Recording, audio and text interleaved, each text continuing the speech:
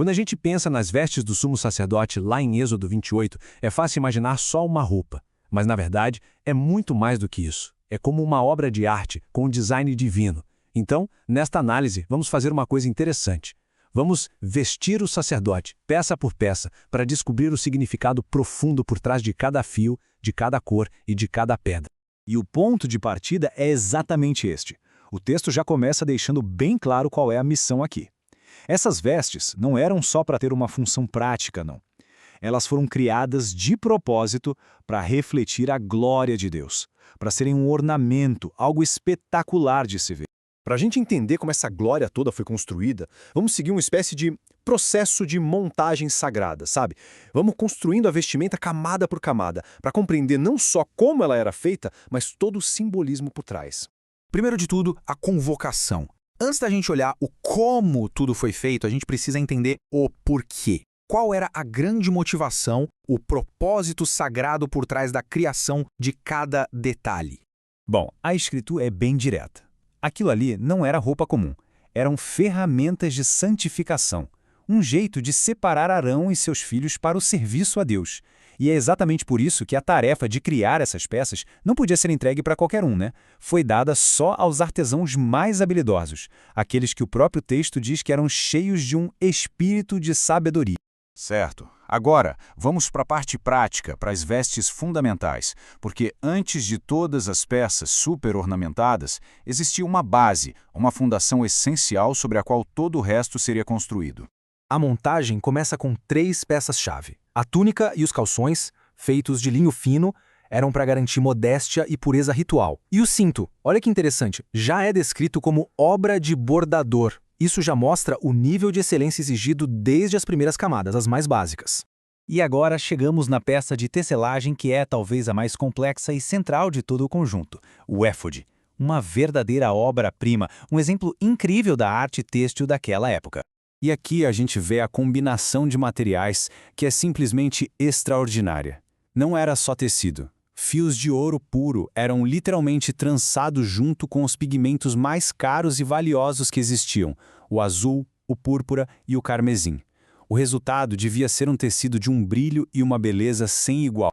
O texto descreve um processo super meticuloso. O tecido era criado, depois unido por ombreiras e, o mais importante, recebia 2 pedras de ônix. Em cada uma dessas pedras eram gravados os nomes de 6 das tribos de Israel. Elas serviam como um memorial, uma lembrança constante que o sacerdote carregava nos ombros diante de Deus. Preso ao éfode vinha seu componente mais simbólico e talvez o mais complexo. Uma peça tão importante que tinha um nome próprio, o peitoral do juízo. E perceba a conexão no design que era totalmente intencional. O texto faz questão de dizer que o peitoral tinha que ser feito conforme a obra do éfode, usando exatamente os mesmos materiais. Isso mostra que as 2 peças foram pensadas juntas como uma unidade cerimonial única, inseparável. Isso ilustra um nível de detalhe absurdo. Imagine só, 12 pedras preciosas, uma diferente da outra, cada uma representando uma tribo de Israel. Todas elas cravadas em engastes de ouro e organizadas em 4 fileiras perfeitas. Era uma representação visual de toda a nação ali, sobre o coração. O texto ainda menciona os misteriosos Urim e Tumim. A gente não sabe exatamente o que eram, mas esses objetos sagrados ficavam guardados dentro de uma dobra do peitoral. O sacerdote os carregava sobre o coração, simbolizando que ele levava o juízo, a direção do povo, perante o Senhor. Ok? Para finalizar o traje, vamos adicionar o manto exterior e a cobertura sagrada da cabeça. São os últimos adornos que completam essa imagem de santidade do sumo sacerdote. A barra do manto, que era inteiramente azul, tinha uma combinação de símbolos fascinante. De um lado, romãs, tecidas com fios coloridos que simbolizavam vida, fruto, e alternadas com elas, pequenas campainhas de ouro puro. O som dessas campainhas anunciava quando o sacerdote entrava e saía do lugar santo. Era um sinal sonoro da sua presença que, segundo o texto, o protegia. E aqui está o ponto focal de todo o conjunto. A frase mais poderosa, santidade ao Senhor.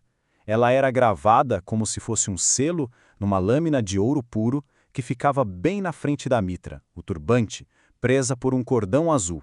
Essa inscrição na testa tinha uma função espiritual muito específica. Ela simbolizava que o sumo sacerdote carregava sobre si qualquer erro, qualquer imperfeição ritual nas ofertas do povo, tornando essas ofertas, então, aceitáveis diante de Deus. Então, para fechar, vamos conectar todas essas peças e voltar ao propósito original. Qual era a função do traje completo depois de tudo montado? Se tem um número que amarra o conjunto inteiro, é o 12. Ele representa a totalidade das tribos de Israel e aparece de forma muito clara tanto nas pedras dos ombros do éfode quanto nas pedras preciosas do peitoral. Quando tudo estava montado, as vestes permitiam que um ser humano carregasse simbolicamente a nação inteira. Seus nomes, seu juízo, suas imperfeições, tudo isso para dentro da presença divina. Ele representava o povo sobre os ombros com força e sobre o coração com afeto, fazendo essa mediação para garantir que fossem aceitos.